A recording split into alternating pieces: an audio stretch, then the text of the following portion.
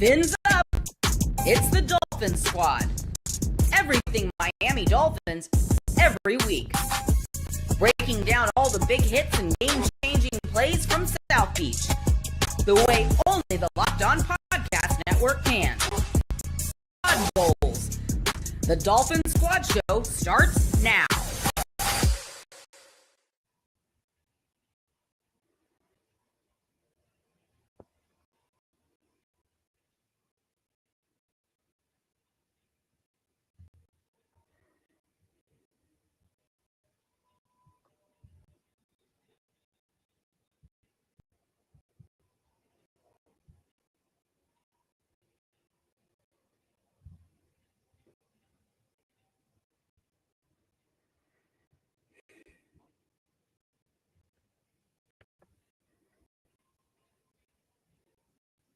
Welcome to your Dolphins Squad Show.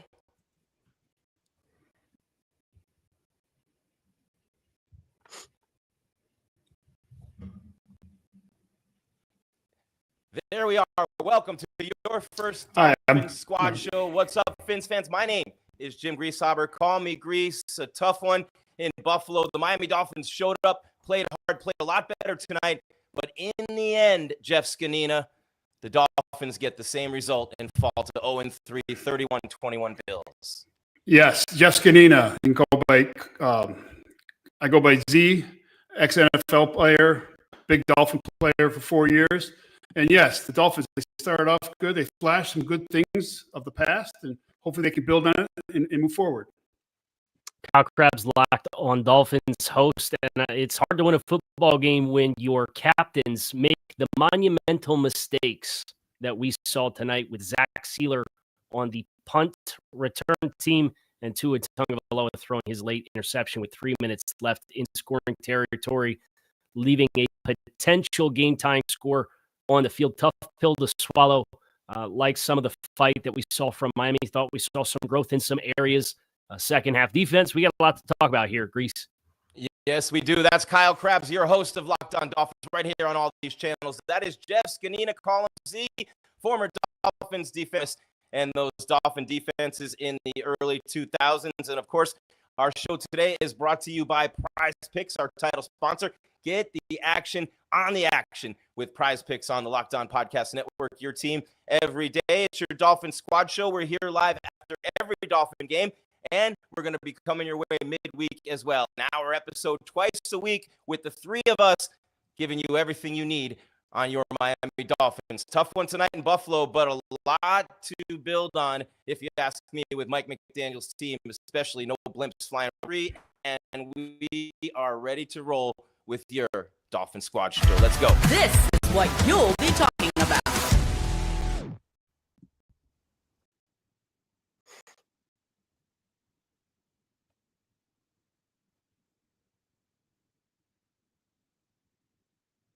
Grease, you muted. Come on back to us.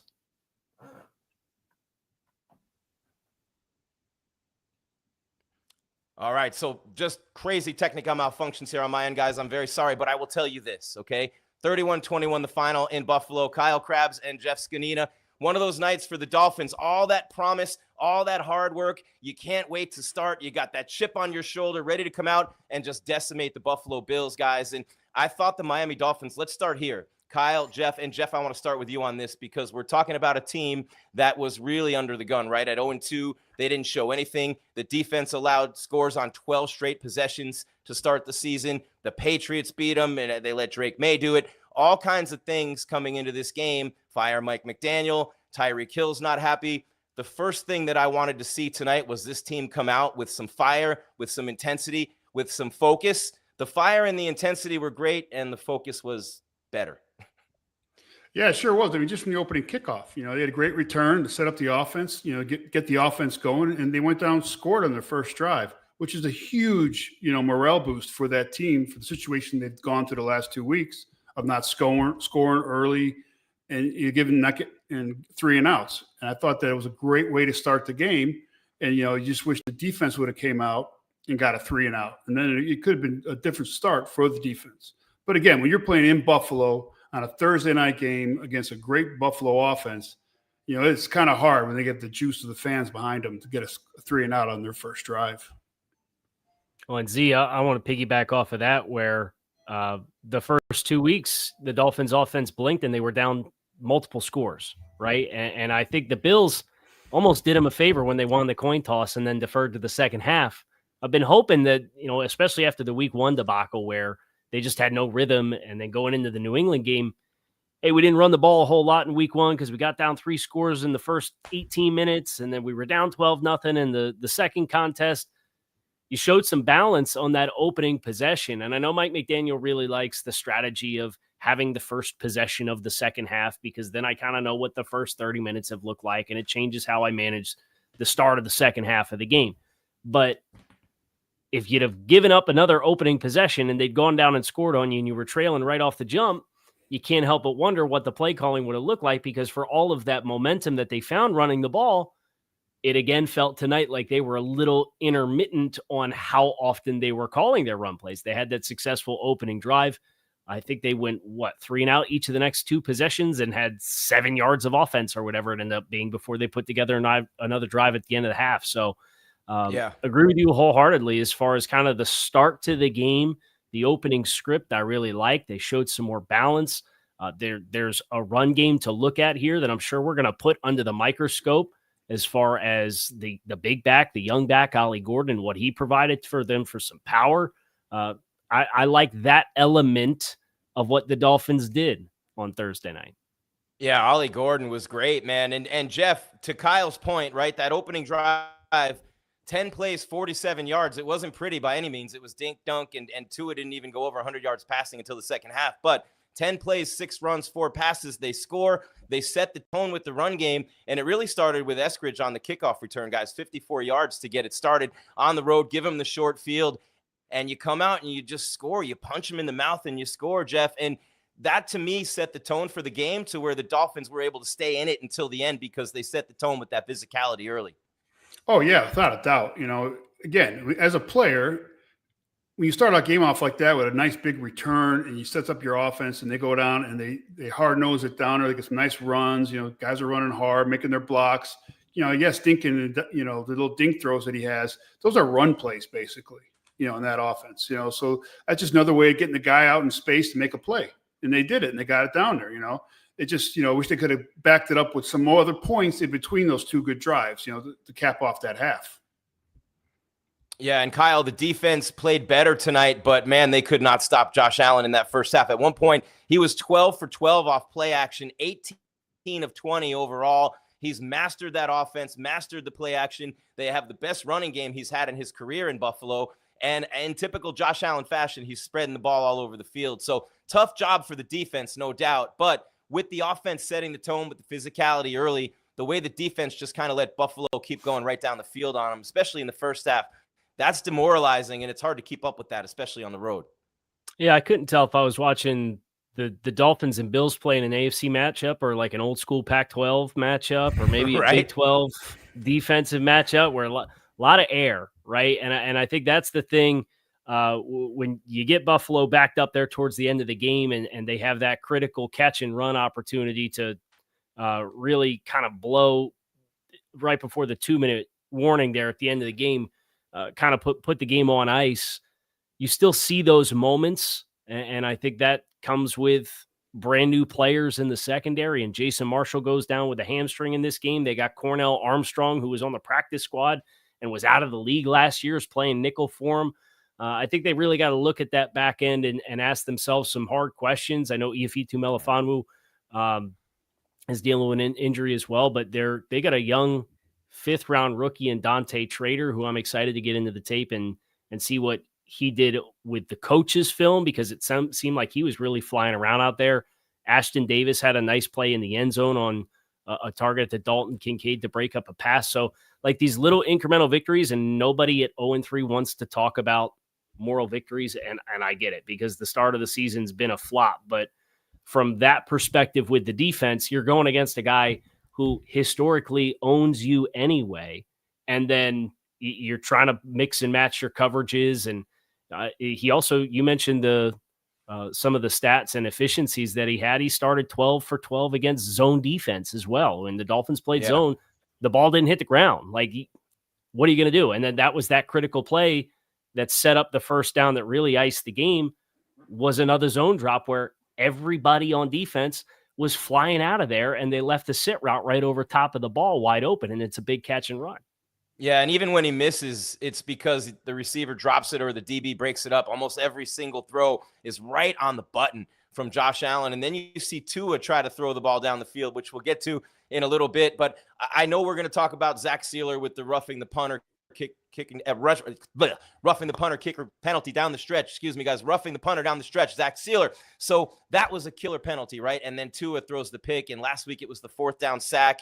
And he had the drop snap tonight as well. So we're going to get to the mistakes made by Sieler and Tua, but Mike McDaniel had this team ready to play. We can talk about, and we will get to Sieler and we will get to Tua, but Mike McDaniel had this team ready to play last night. And Jeff, I talked about it last week on the postcast, and it was one of the things that really stood out to me after last week's game.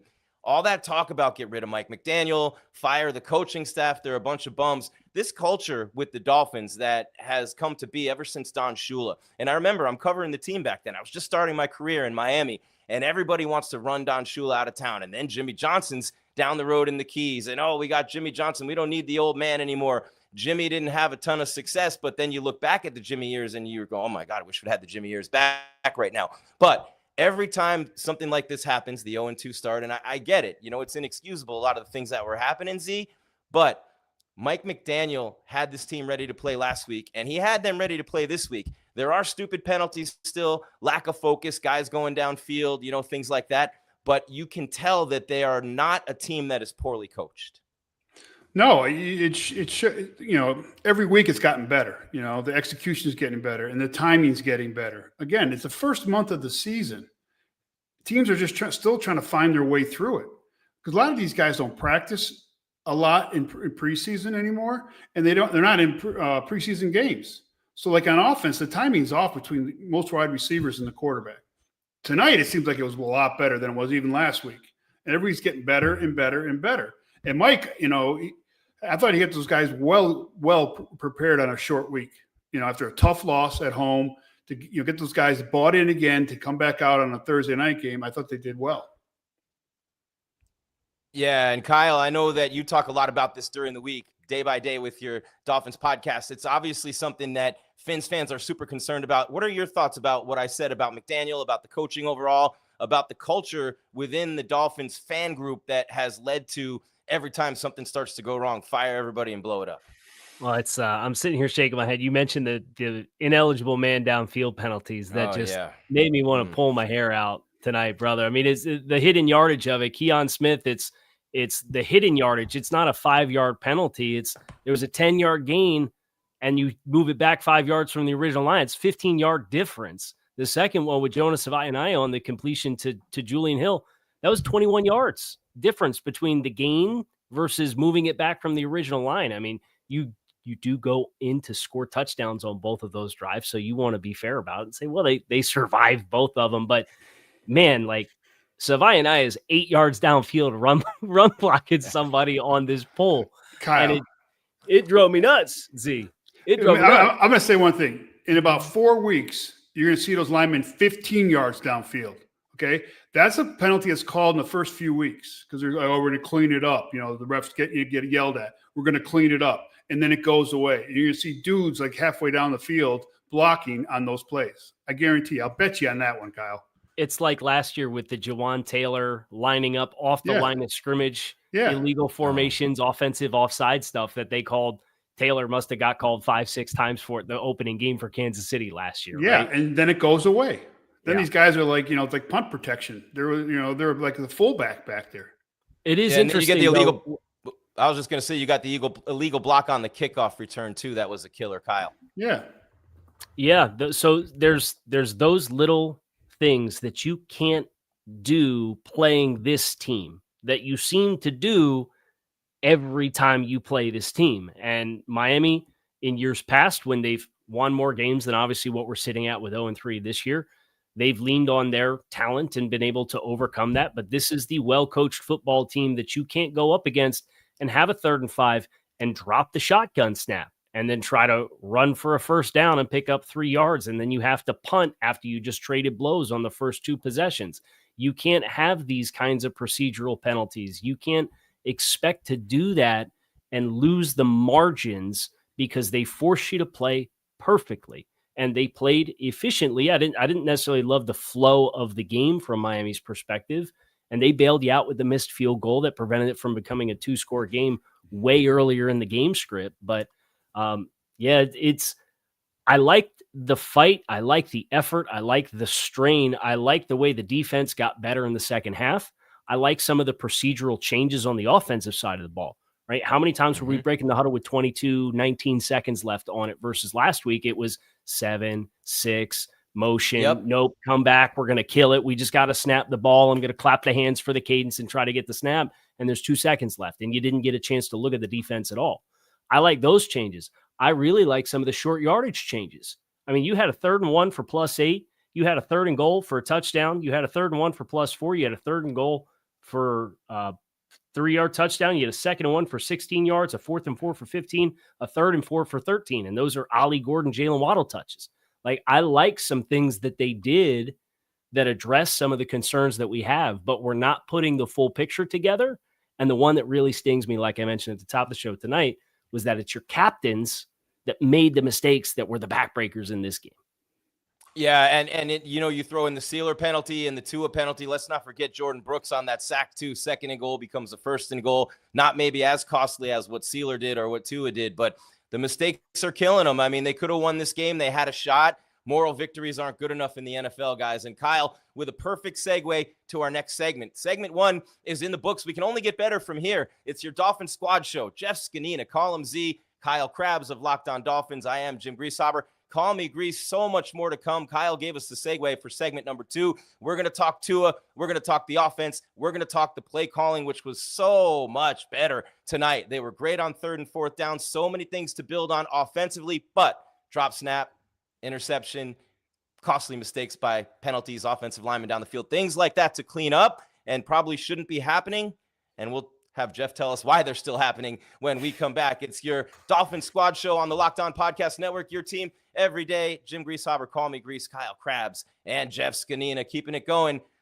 Dolphins dropped to 0-3, 31-21, the final with the loss at Buffalo, and still to come a lot more. Player of the game, turning point, and all those things on your Dolphins Squad Show.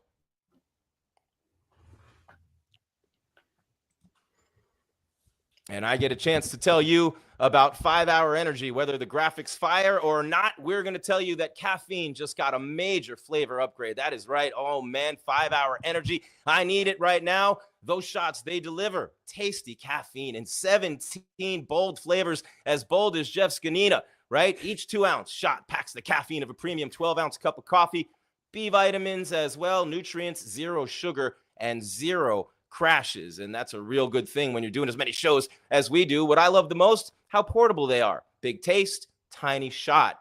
You can take it anywhere, get that boost whenever you need it.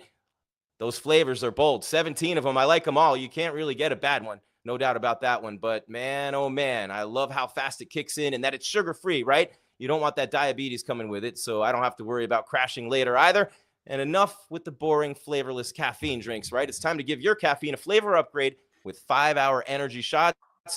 Get the favorites you love or be bold and try something new in-store or online at 5hourenergy.com or Amazon today. 5-Hour Energy on the Locked On Podcast Network, your team every day.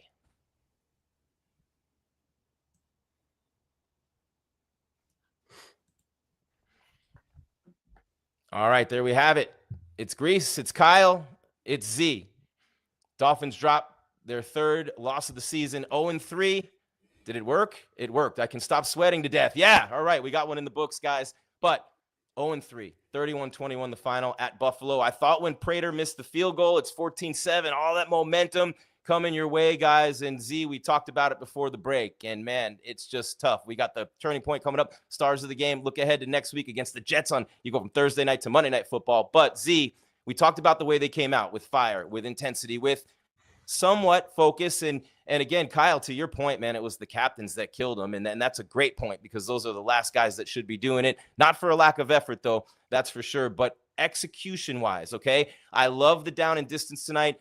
Kyle mentioned it all night long. 3rd and 4th downs, they were fantastic tonight. The protection was there for the most part, but when it wasn't, Tua looked like a deer in headlights, and Lord forbid when he tries to throw the ball deep. Z, I want to get your thoughts overall on the execution by the Miami Dolphins offense tonight, and then, of course, the play calling, the game plan, and all that, even the parts that weren't necessarily executed. Well, I thought it was, it was good. It's better than it was last week, right? They made some plays, right? Like we just talked about, right before half, the missed field goal, the offense gets it back. It's like a turnover, no points on the board, and they go down, they score a touchdown right before half. I thought they would come out in the second half, defense could be a little more juiced up and get a stop. It had been perfect right out the gate, but, it didn't happen that way. They got points on the board, right? So that kind of hurt. But I thought, Mike did a good job, with the game planning and everything. Like I said, those short passes to bail out Tua, But Tua, when he gets happy back there, that's his Achilles heel. When he doesn't get his feet set, he's not a good, accurate passer. And that happened a few times. But he was able to get away from Bosa a few times and make some plays with his feet, which is encouraging for the rest of the season, right? But all in all, I thought it was a big improvement over last week. I know you're waiting, Kyle. What are your thoughts on the offensive execution tonight, and execution versus game plan and play calling too? Yeah. So here's what I really liked about tonight. I don't like the final outcome. I don't like 276 yards of offense, but I like the fact that when you looked at the personnel moves that Miami made this offseason, when they were getting a physical wide receiver in Nick Westbrook-Ikine, when they were trying to get another physical player to be the wide tight end, when they drafted Ollie Gordon, you kind of looked at it and signing James Daniels, who obviously is on injured reserve, didn't play in this game. And Waller. Darren Waller. But I'm looking at guys that are going to complement the offense without touching the football. And then in Ollie Gordon's case, a guy that can run between the tackles, right? And it felt like this was the first time that I saw an identity of an offense that matched the changes that they made from a personnel standpoint, but then also what they talked about all offseason. Mike McDaniel talked in March and April about being focused on the tonality of the football team and trying to be more physical, right? And how many times did we lose our minds on 3rd and shorts and being in the low red zone last year where they didn't have any answers? Oh, they can't run for a yard on 3rd and 1. They showed you that, and they showed some physicality. Now, that's where I go back to, again, kind of within the flow of the game, kind of feels like we're still trying to manage touches for everybody, where we have a really successful running drive and we get the ball downhill, but then we need to get Devon Achane a touch. Then we got to get that Tyreek Hill target. And I think that's the part where it's always going to be an inexact science, and it's easy to fall into that trap of feeding your best players versus doing what you felt like worked. And it's not to say you're guaranteed you're going to have success. Ollie Gordon got stuffed after a big explosive run for a 2-yard loss, right? So you're damned if you do and you're damned if you don't in that regard. And Mike McDaniel has alluded to that in the past. I aspire to call the plays that work, because the ones that work are good play calls and the ones that don't work are bad play calls. And that's 100% of the time. So that for me is knowing Buffalo is a core base nickel defense. They love 4-2-5. Their nickel players, kind of a glorified safety in Taron Johnson. What the Dolphins were able to do to try to attack that and run downhill. I mean, they finished this game, statistically speaking, they ran the ball well. They finished with 25 rush attempts for 130 yards. They averaged 5.2 yards per rush. Like, if you could give that kind of rushing production on a week in and week out basis, and you're not playing kind of the upper shelf echelon teams in the AFC, I could tell you, if you had that kind of rushing production in the last 2 weeks, maybe you don't beat the Colts because the defense didn't stop you the entire time. But I certainly think it would have been a much more better recipe for success for you to possess the ball and then beat New England last week.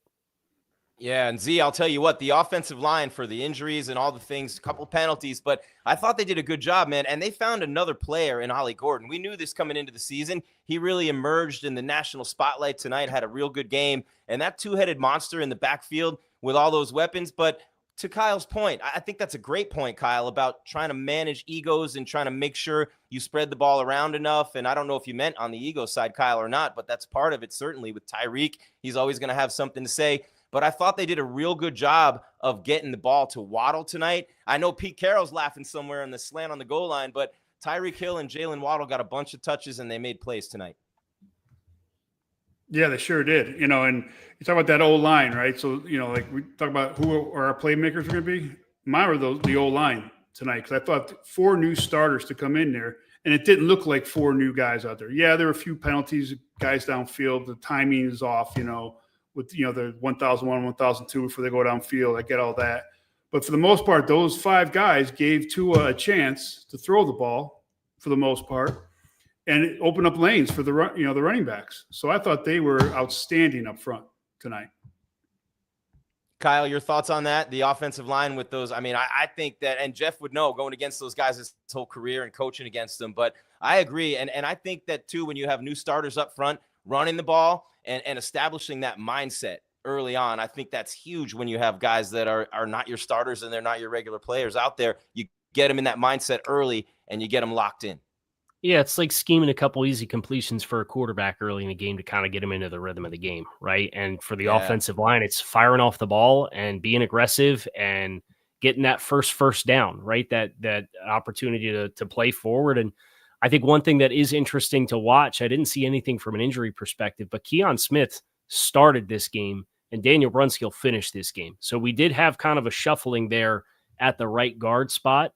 That's been a spot where Smith's a natural tackle from, Fayetteville State, I believe is where he's out of. He's been in the program for a few years.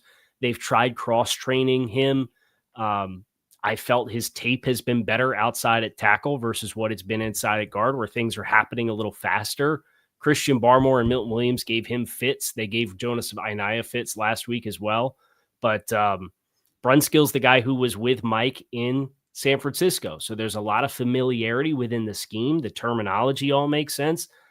I think he's more limited as a player at this stage in his career because he's pushing 30, 31 years old. So it's not like he's in the physical prime at this stage. He's maybe on the back 9 in that regard, but I'll be curious to see. We got 2 more games with James Daniels at least on IR with this pec injury. I'll be watching who's going to take right guard snaps to start next week against the Jets, because that could be a part of a pivot versus what we've seen where Smith, felt like they wanted to make Smith take that spot and keep it. So I didn't hear anything on the update on why they made the change, but it's certainly a storyline for me that I'm dialed in on. But I agree with the sentiment here as far as pressure pickups. I thought Tua was kind of inconsistent at times as far as his sense and feel of the pressure. There was the one where he kind of twisted right and then twisted left and he doubled back and now he's 15 yards behind the line of scrimmage and he throws it away. But I thought he found some nice escape hatches to slide up into. And the big thing that hurt me last week with this offense and the 2-minute offense situations was the scramble drill stuff where the receivers didn't work to find lanes to bail him out when he got outside the pocket. You saw that with Tyreek Hill. You saw that on a couple of occasions. So to Jeff's point about incremental progress, the incremental progress has not yielded a win yet. And I wouldn't expect incremental progress against Buffalo to be the breakthrough, but I at least like seeing, hey, we're not going to go out there and consistently make the same mistakes twice, to the point about the coaching perspective and the preparedness to play this week. Yeah, and we'll talk about the upcoming schedule later, but an opportunity for this team to right the ship these next couple of weeks for sure. The Jets on Monday Night Football, the Panthers after that, so we'll get to that on the show. We're going to hit a second break here in just a minute, and when we come back, we're going to talk more about the defense, right? Zach Sieler with the costly penalty on 4th down, roughing the kicker, leads to a late score, really cost him the game in some respect. You can't put it all on him. Tua with the late INT, and you still have a chance to tie the game, but costly mistakes continue to hurt this team. The defense, with all those guys out in the secondary, you knew Josh Allen was going to have a big night, but what you didn't think you would see and what you really hoped you wouldn't is what Buffalo did on the ground. We're going to talk about how the defense did tonight in Buffalo. 31-21, the final. The Dolphins fall to 0-3. They hung with the Bills all night, and they made the costly mistakes late that they've been making all year. 3 games in a row, Tua's had the costly turnovers. He botched a snap tonight, but he did pick up a first down rushing, and he slid. You guys saw that, right? Everybody's going, no, God, slide. And he slid, thank God. He didn't get hurt. He picked up the first down. A lot to grow on for him as well. But again, we hit the defense on the other side. Turning point coming, star of the game as well. And Kyle's going to tell you about another awesome sponsor we have here on the network in just a second. And we'll continue with your Dolphins Squad Show on the Locked On Podcast Network. Your team every day, 31-21 Bills tonight.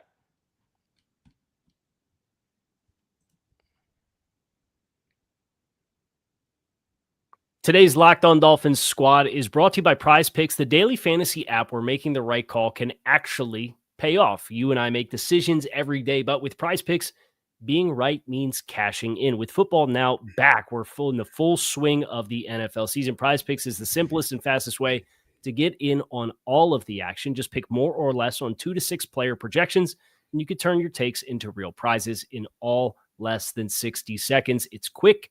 It's easy. It's my favorite way to follow along with football because you can jump in as games are playing out. This week's max discounts include Patrick Mahomes, more or less than 1/2 of 1 passing yard. You can add that to your player projection combinations and get yourself a layup on your way to some winnings with your takes. Download the Prize Picks app today. Use code LOCKEDONNFL to get $50 in lineups after you play your first $5 lineup. That's code LOCKEDONNFL for $50 in lineups after your first $5 play. Prize Picks, it's good to be right.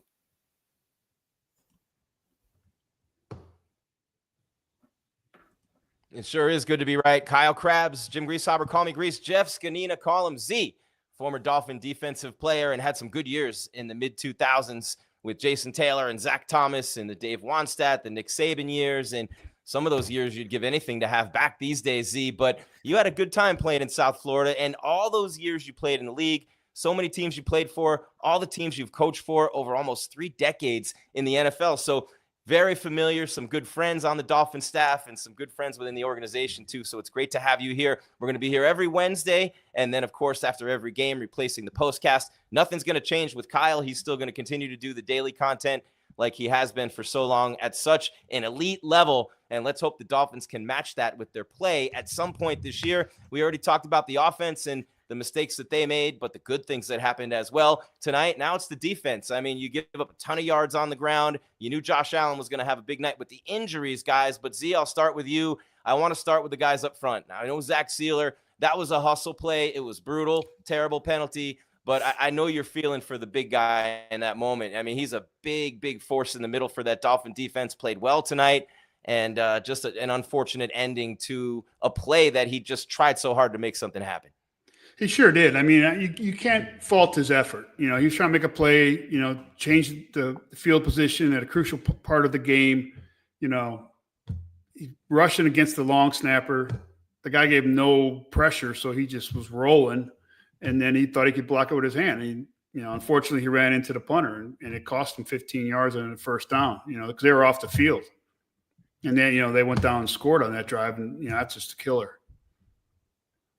Yeah, and Kyle, that kind of thing can happen, we know. But overall up front, even though they got gashed on the ground, they're playing shorthanded. It's been real tough for this Miami defense so far this year. Chubb got another sack tonight, but again, they got gashed on the ground, and you knew the secondary was going to have a tough night anyway, and they sure did.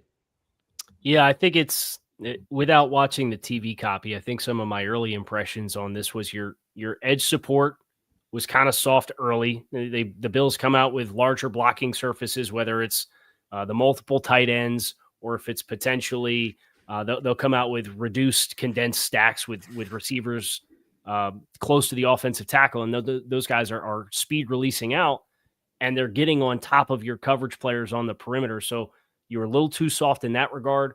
I felt like when you were getting things hit downhill, not everybody was playing on the same level. And Z can talk about this, but if you got guys playing on the plus side of the line of scrimmage, you got a guy that maybe gets pushed back 3 yards. Now the backer's trying to fit, and he's not sure what gap to fit because he sees multiple lanes, and Tyrell Dotson's maybe a little late to kind of plug that gap, and now he's getting walled off by somebody coming off a combination block.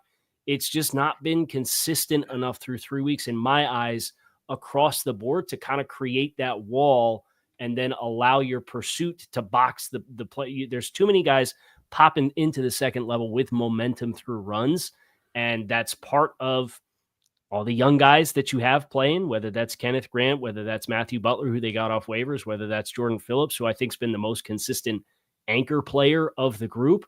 But then you've got Chop Robinson getting reached on that outside run that goes for 15 plus yards. So it's a little bit of everybody right now. And I think it kind of embodies like the struggles of the first 3 weeks is you get a lot of guys that are executing, but if one guy's wrong, it's at the wrong place and teams are finding it right now.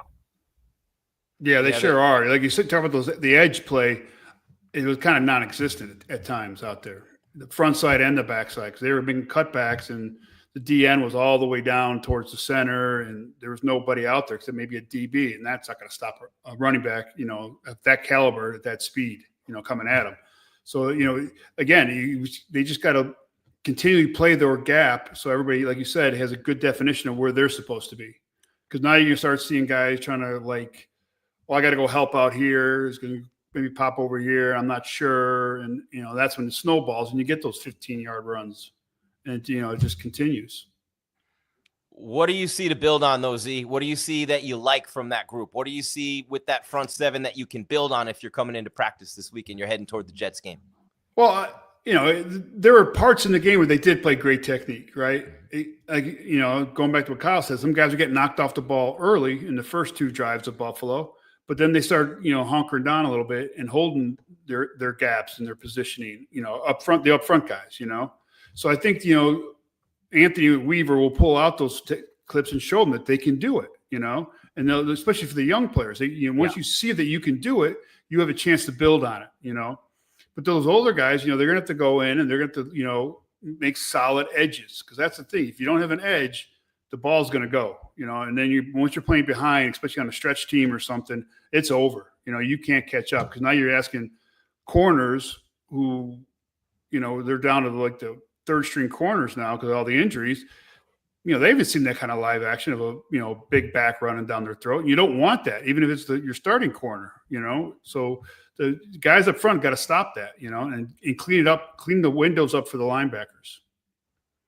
And how much confidence do you build from those plays you were making tonight, Kyle? Some of those guys, they got some big stops in this game. I know they didn't stop the Bills late when it really mattered the most. They got that touchdown after the Sieler penalty. They got the field goal. But there were some plays made defensively in this game and some big plays that got them off the field.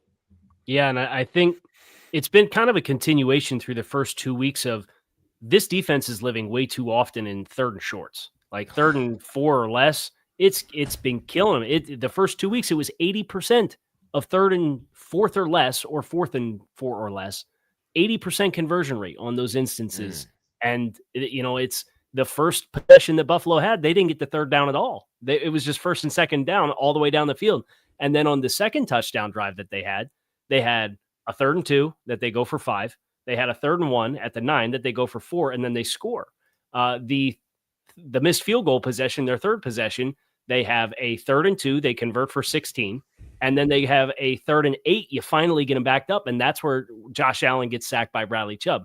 So the first time you get him in more than 3 yards to go on 3rd down, you facilitate a stop. We're texting in the second half of the game about, hey, let's keep an eye out for these 3rd downs. Like, can we get them backed up? Can we win on 1st down every once in a while? And sure enough, you saw a few of those, whether it's a forced incompletion where Allen throws the ball out of bounds, where you finally have that really good technique and everybody's boxed and everybody compresses their gap once the back presses the line of scrimmage, and you get some 0-yard runs and you get them backed up. And that's where you saw them forcing the punts. So it took damn near 7 quarters for us to get there, but it kind of felt like, okay, like finally, so some complimentary, some earning the right to rush the passer, some wins on early downs that set you behind. You didn't bail them out when you got backed up with the penalty like the last 2 weeks when you had a 1st and 30 with a defensive holding for 5 yards, automatic 1st down. And then you had a 2nd and 20 with illegal contact. That was ticky-tack, but they called it anyway. And you bailed them out last week too. So that's, for me, to Z's point, when you put on the tape, especially for guys like Grant and Phillips, and like, look, this is how it all fits together. This is why you guys got to trust each other with your leverage. Trust your backers behind you. If that safety's fitting from depth and he's going to be the extra hat in the box, he's going to get there. Trust him. This is how you play it out, and that's how it works. This is a part of the youth movement that I think we were hopeful that we wouldn't have to see. But this team went from one of the top 3 oldest rosters in football to one of the 5 youngest rosters in football in one offseason, and they turned over 50% of the roster. So with the benefit of hindsight, you see the growing pains that are happening here. And I think that's where the focus is. Now, this really does amplify, as I know we're going to talk about the Jets game on Monday night. It does put a lot of pressure on at some point. It can't just be incremental gains. You got to start to win some football games. But I think there's things to build on defensively here. But I also think there's some players that should be looking over their shoulder and maybe asking some questions about if they're going to get passed on the depth chart if they don't start flipping the switch here soon on that side of the ball. Yeah, and a lot of that depth on defense and the injuries killing them. And, of course, you miss a guy like Calais Campbell and his leadership, Z, and the year before you lose Wilkins, right? So you're not going to replace the leadership of a Calais Campbell when things start to go wrong on the field, keeping guys. Who do you see stepping into those roles on this defense now? Because you have some good players on that side of the ball, but I'm looking for some leadership. I'm not seeing a ton of leadership out there right now. Z, is that fair or unfair for me to say that? No, it's fair. And I mean, it's hard to say who's going to step up. You know, you like to see like a Chubb step up, you know, and some of the other guys, you know, but I think they're still trying to find their identity on defense, unfortunately, you know. I mean, I saw later, I really didn't see it that much in the first half, but in the second half, I saw that, you know, we start bringing some pressure and we were getting some stops and early downs. You know, maybe they go to a little bit more of that. You know, it was both on run and pass. And we had a tackle for loss on one of the pressures on a corner coming off the edge or something. You know, start doing something like that. Get like everybody involved into the scheme, you know, on every down, and just get some more juice going. But eventually someone's going to, you know, step up. But right now, I still think they're just trying to find that one person. Because I don't know who. Yeah, Kyle. You know. Sorry, Z. Kyle, I sent a text to the group as I saw him. He goes, Jeff goes, where's the pass rush? And I sent a picture of him in that 92 jersey because there wasn't any up to that point. But in the third quarter, guys and Kyle, they really started getting some pressure on Josh Allen. I don't care who you are, Mahomes, Allen, Tom Brady, Dan Marino, all those guys rolled into one for that matter. There's no quarterback who's ever been born who's better with that kind of pressure than they are without it. So you could see that even Josh Allen got a little bit flustered there. So they did some things that they can build on where they started to get some pressure and get off the field. Well, I think you need to be realistic about who you're rushing too. This is a guy who, when he gets outside the pocket, that's where the heroic plays usually come. You saw that on kind of the shovel pass down in the low red zone to Hawes for the second touchdown. But what I liked about what they did in the second half with the rush is they really kind of boxed him in the pocket. You know, we didn't have the edge guys flying 12 yards up outside. And then, you know, maybe we've got one guy, you're running a twist game and somebody gets washed. And then there's these big opening chasms in the middle of the pocket for Allen to step up and really take off on you. You had the one, and you had Tyrell Dotson called on a spy on that regard. We've been looking for excuses to get Willie Gay out on the field the last 2 weeks. That's the guy I want spying. If you're going to call the spy, that's the guy I'd love to see on that assignment as compared to Dotson. And Dotson's one of those players for me. I know the tackle numbers are big, and I know he's the green dot player, so he's got the communication with the staff. But I thought New England got him with misdirection last week. I think there were some opportunities this week where you had some tackle in the open field opportunities. And you know, if there's a juice guy there on the sideline and Willie Gay, they're chomping at the bit to get him on the field. That's a player for me that I'm interested to see how long that holds. But as far as the pass rush goes, really you felt it kind of compressing around Josh Allen. And that was where he kind of has to get up on the toes a little bit. And he's still tall, so he could still see it. But you forced a little bit more variance with the placement. You forced a throwaway. You forced him to concede and give a down for you, which has been like swimming upstream the last 2 weeks. So that was what stood out to me in a good way for what they did with the rush. It was not a reckless rush that was like, hey, we got 3 sacks, but we also gave up all these scrambles for all this extra yardage. It was, hey, we kind of executed a plan to try to keep him in the pocket and compress around him and make it chaotic around him. I think he only had one big run tonight, right? 19 yards, something like that. Just one. And that was a play you had the right call for. You had the quarterback spy on that play. He got juked out with the ball fake, and he completely stopped his feet and didn't make the play. And Josh Allen does that to a lot of people. It's interesting too, because I mean, he's so much fun to watch when when your team's not playing against him, and you can't help but think with the weapons the Dolphins have, and then the Bills, that if the quarterback switched jerseys, a lot of Dolphin fans thinking that, and I don't want to start a firestorm here, but man, it's Josh Allen. I mean, and look, almost every team in the NFL would switch quarterbacks. Josh Allen would take Josh Allen. So he was 22 of 28, 213, 3 touchdowns, no picks, almost flawless for Josh Allen tonight. Cook, 19 for 108 and a touchdown, guys, and he had 7 for 74 at one point. So the run defense got gashed. The pass defense, too, started to get that momentum a little bit in the third, but then late they get the stop and the penalty. They can't afford to make that mistake and keep that drive going with the roughing. Not the running into the kicker. It still would have been 4th and 2, and they still would have had to kick it, but they got him for the roughing, and that's bad because it was a first down, and that was, kept them going, and you can't make mistakes like that against the Bills, and that's basically giving them free points and giving them victories. I'm Jim Grieshaber. Call me Grease. Kyle Krabs, Locked On Dolphins podcast. Jeff Zgonina, former Miami Dolphins, outstanding player for the Dolphins. Call him Z. 31-21, the final tonight in Buffalo. The Bills go to 3-0. The Dolphins 0-3. The Jets coming up next. We'll get into that. We'll hit the turning point. We'll hit the player of the game. Maybe 3 of them tonight. I like giving 3 players of the game. 1 Dolphin, 1 Bill, and then 1 extra. How about that, guys? It's your Dolphin Squad Show on the Locked On Podcast Network. Your team every day. We're going to take a quick break. We're not going anywhere. Hopefully neither are you. And we'll wrap up our first episode right here on the other side. Stick around and hang with us. While I tell you about Mazda, and that's something that, you guys know the name Mazda, an iconic brand, car maker, and they have been around forever and ever. And I know that you guys know that brand, and most of you have probably driven one somewhere along the way. Mazda crafts cars for those who do more than simply move. Mazda delivers confidence with every ride, with more top safety pick and awards than anyone else as of August 2025. From footwork to breathwork, athletes sweat all the details. Jeff knows that. Mazda brings the same intention to how we craft every model. You can feel Japanese craftsmanship in every detail, from the metallic accents to available Napa leather upholstery. You can make everyday drives feel like anything but, from smooth handling to intuitive controls. And with all-wheel drive standard in every crossover SUV, you can drive with confidence through almost any season in your Mazda. Like our players, we sweat every detail, because when you make every move count, impossible becomes irrelevant.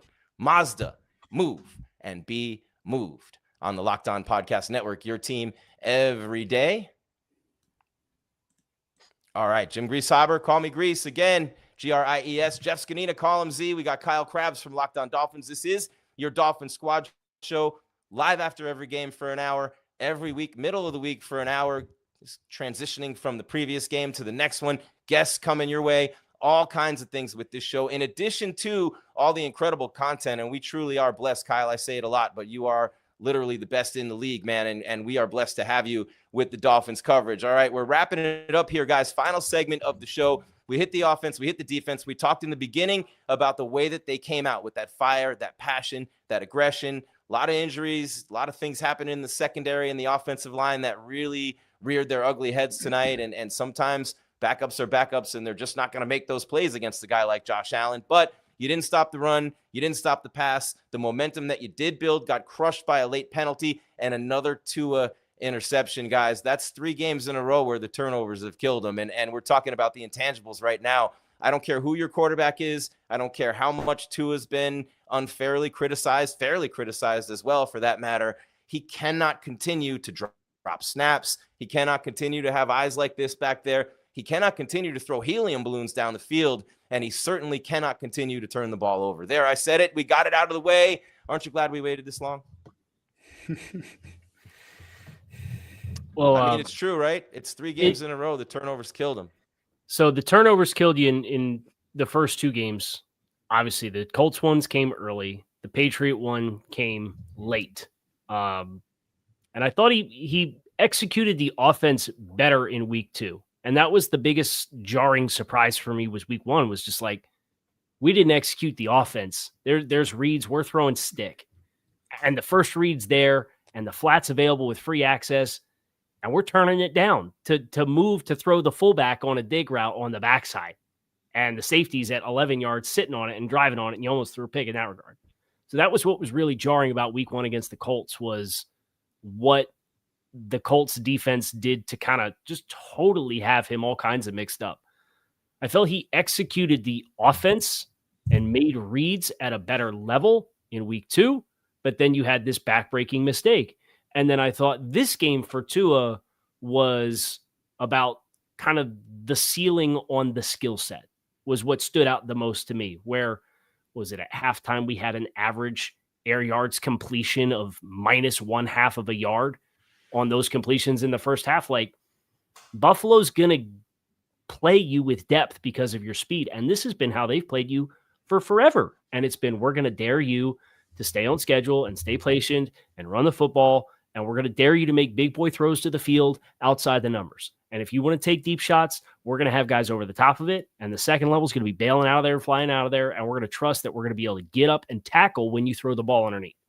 And this game really felt like, and I thought some of the big conversions that they had, the 4th and 4 with Waddle across the middle in man coverage, a couple of the throws that they had on the second touchdown drive with Waddle outside the numbers was like the kinds of throws you have to be able to make and take with consistency.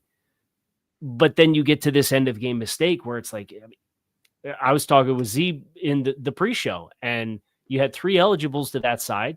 You had a linebacker in the middle of the field. Your eyes start right. You have to anticipate that guy's going to push to the passing strength.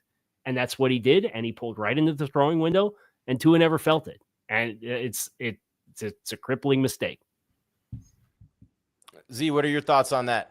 Yeah, like on that, like, you know, Kyle was talking with that pick, he stared the dude down. I mean, any linebacker would have made that play. I mean, he never looked it off. I mean, he just glued on. It's where he was going, and he, you know, his mind was made. You know, you just can't do that, especially at that part of the game. You know, and you just gotta be smarter about it and have a little more moxie to you, and look it off at least, and then come back right away. But you know, it cost him. You know, and again, a game like that, you got to get turnovers, and we didn't get any, and you know, we gave up 1, and that was it. Yeah, no doubt. And that's something that it has been a problem all year. And Kyle, I appreciate the way you broke it down, each game being different with the turnovers and coming at costly times. No doubt it's going to magnify. But the Zach Sieler penalty to me was way bigger than the interception, because the interception, you're trying to make a play coming back late, you're down, you know, but Sieler, they had him off the field, right? And that's at a key point in the game. The defense is building momentum. It happened last week against New England when you gave up the kickoff return right after the punt return, and it was a wash, and all the momentum gets deflated right there. Speaking of which, guys, it's time for us to hit one of our benchmarks here on the show. And here it is, the turning point. Where did the game turn in favor of the Bills, and when was it won? Time to reveal where the game was won or lost. It's the turning point.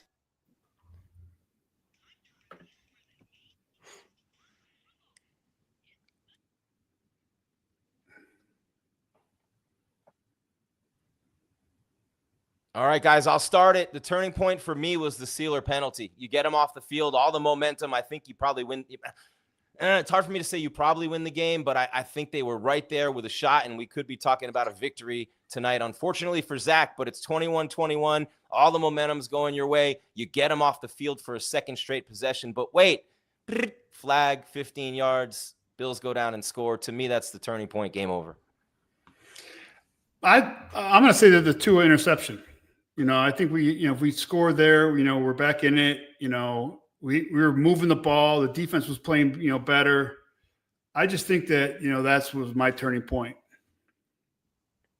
I would probably go out of those two. I'd side with Z, where, like, with 3:06 left, you're kind of getting to the end game sequence there. I asked the question, if you score, were you going for 2? Like, think about it this way.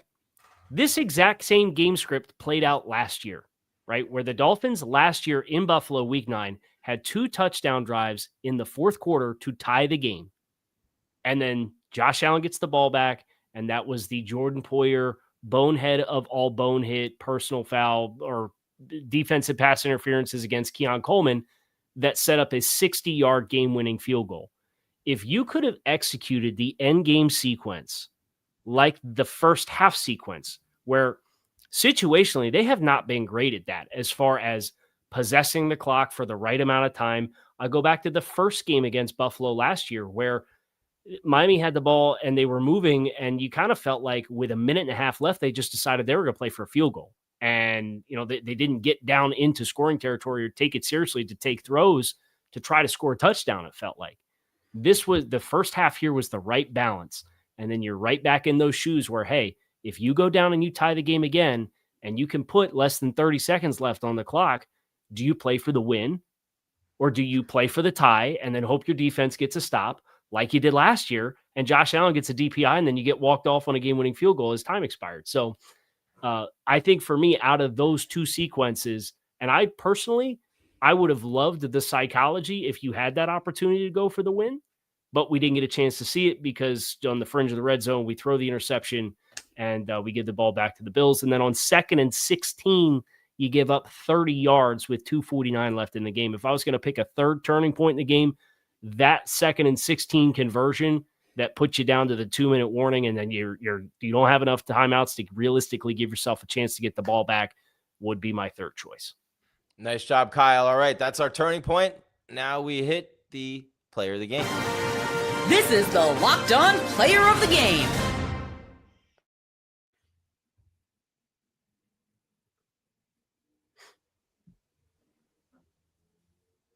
All right, fellas, player of the game time. And for me, this is a tough one. I mean, it's obviously, if you're looking at who put up the best numbers and who played the best, you're going to go with a couple of Buffalo Bills first. But I'm looking at Miami Dolphins, and I'm looking at one guy who needs to get the ball more. I love this two-headed monster in the backfield, and I don't know where Ollie Gordon's going to end up on the depth chart when everybody gets healthy. And let's not forget they haven't had anything from the tight end position yet. And watching Allen hit all those tight ends all night, I'm just going, man, can we get anything from the tight ends? Julian Hill had a couple of catches tonight. Don't mean to shade him at all, but they need more from the tight ends. But the receivers showed up tonight. Tyreek had a drop, and it was a big drop on 3rd down. And for as much as he likes to talk, he's got to catch that ball, and he knows it, right?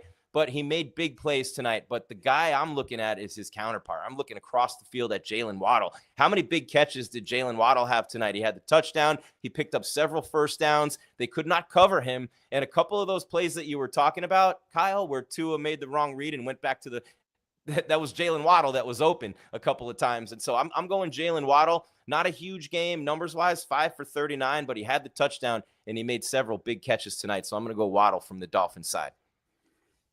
That's who I was going with too, Waddle. I thought he made some, good first downs, key catches, and, just to be able to play hurt and have those big plays, it shows a lot of character for him, and it's going to, hopefully the other guys will rally around him, for next week. Yeah, my first choice would be Waddle as well. Now, I will give Tyreek his flowers on the game-tying possession at the end of the first half. He put on the cape twice, short of the sticks, and got you first downs in that regard. I think Waddle, obviously 5 catches on 6 targets, less opportunities than what Tyreek had. Tyreek had 10 targets, had 5 catches in this game. But I'll go with Ollie Gordon as far as just going again back to what Mike McDaniel talked about this offseason. They want a different tonality to their football team. They want a different physical demeanor. That dude brought it, and he brought it in the preseason. He brought it on 3rd and shorts, which was like the ultimate nemesis for the Dolphins offense last year was, oh no, we got too many yards on 2nd down. Now we're not going to get a first because it's 3rd and 1. Like Ollie brings the juice in that regard, and he's a freight train downhill. He's making yardage after contact. He's keeping you ahead of schedule against the sticks. I think he's a player that I want to continue to see more of. There's a couple of guys like that on this roster. Malik Washington's a guy I think has earned more touches and feature in the offense. And Ollie Gordon, like I was glad to see they gave you a little bit of pony personnel where they had 2 backs on the field and they had Achane and Ollie Gordon on the field at the same time. Give me some of that with some like 11 personnel flavoring out of it with Achane as a flex receiver, because I think you can get some really favorable personnel matchups with those 2 backs on the field, and you can get that lightning and thunder dynamic at the same time with those 2 guys on the field. Yeah, that'll be really nice, won't it? And how about the Dolphins if they can develop the identity of a running team? And they need to run it and do it off play action and hit those quick hitters. You don't need Tua throwing for 300 yards. I mean, 200 yards, couple scores, efficiency. with a big running output every week, I think would be what they would take at this point. So as we turn the corner, moving ahead, Kyle Krabs, Locked On Dolphins podcast every day here on the Locked On Podcast Network, the architect of this audience, the architect of what we're doing here and building upon. Kyle, what do you have for us these next few days as we head toward our show on Wednesday with your squad show? Yeah, so the through NFL Pro, the game and coaches tape is going to drop tomorrow at 7 a.m. So I'm looking forward to kind of getting in and kind of going through and just marking guys who I thought had strong performances, guys who I thought had weak performances. That's kind of a trend thing for me in this kind of year of what the future looks like. It's a pivotal year for that. And the way that I'm tracking that throughout the course of the year is just, were you a part of the perceived problem and why you lost the game? Or were you part of a solution on why you potentially win a game? Or were you a solution in something that I think you can do more of that thing to give you more success for the rest of the season? So we'll get into both sides of the ball. I'll do an offensive breakdown on that, a defensive breakdown on that. And then we'll start setting the stage and we'll get together next week on Wednesday and kind of set the stage for Monday Night Football against the Jets, where the Dolphins are breaking out these rivalry uniforms. Hopefully that adage of looking good and playing good comes true if you think those uniforms look good. And if you don't think they look good, then just pretend I didn't say that. Yeah, and of course, we're going to give our final thoughts, and then we're going to get out of here. But so much to build on, so much to grow on. And my final thought as we wrap up our first Dolphin Squad show, again, we'll be here every Wednesday, and we'll be live after every single game. We go on YouTube. Then after the YouTube show, we upload, you download Apple, iHeart, Stitcher, Podbean, Spotify, wherever you get your podcast. Then, of course, you download OPP. No, look at us. It's OTT, over-the-top television. We're free there, too, on Roku, guys. And I'll tell you what, a lot to build on with this team. I'm normally the guy ripping it apart, but I'm staying positive here, guys. My final thought is very simple. I would not want to be, under any circumstances right now, no matter what happens this week, I would not want to be a member of the New York Jets. Jets on Monday Night Football, because this Dolphin team, with this break, all that practice time, I think they're going to come out and stomp a mud hole on that Monday Night Football matchup. Yeah, I'm looking forward to it. I think it's going to be a good game for the Dolphins. You know, they've been coming out of this game. You know, they lost and they're 0-3, and I get all that, but they did a lot of good stuff to hang their hat on going into that Monday night game. You know, and they just get a little more healthier because they have a longer week. You know, than the Jets do. But I think good things are going to happen on Monday night for them. Kyle, and then for me. The Jets game aside, statistically speaking, since 2000, there's been one team that started 0-3 and made the playoffs. It was the Houston Texans in 2018 that won the AFC South. My final thought is exactly what I just talked about with some of these young guys. You got guys on the defensive side of the ball in that regard too. The safety, Dante Trader. You got Kenneth Grant, and you have Jordan Phillips, who's assumed the last 2 weeks a bigger role. That's, for me, what, if you're going to have a successful season beyond what the big picture fans hoping that the playoff drought ends and whatnot, a lot of these young players have to take their starting point right now, and they have to play, and they have to get reps, and they have to get better every single week. So I'd put that big picture playoff drought in my back pocket right now. And I want to see these young guys play, and I want to see how they grow, because that's where I think player development and coaching is how I'm defining the success of this season based off of an 0-3 start. You have to see it get better and incrementally get better every single week. I'm excited to see what that process looks like, particularly with the young players on the roster, because the last 2 years they have made that focus in getting back into the roots of what this was supposed to be about. Yeah, no doubt. We started the show tonight talking about the effort and the fire and the intensity with which they came out. That opening drive, the kick return, the touchdown, smash mouth with the running game, more runs than passes on that first touchdown drive.